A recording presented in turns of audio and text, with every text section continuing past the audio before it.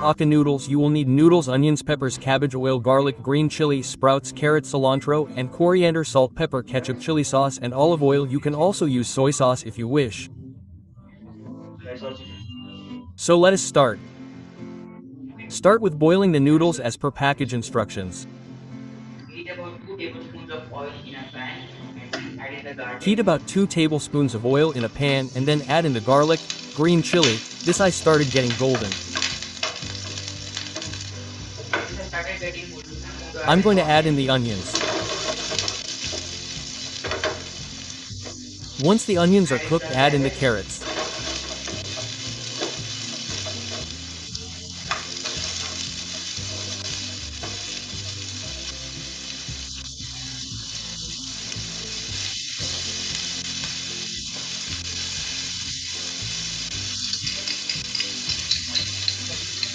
Peppers at last. We are going to add in some cabbage, sprouts, pepper, ketchup, olive oil, and soy sauce, chili sauce, and now mix this well. Add in the noodles. Serve this hot.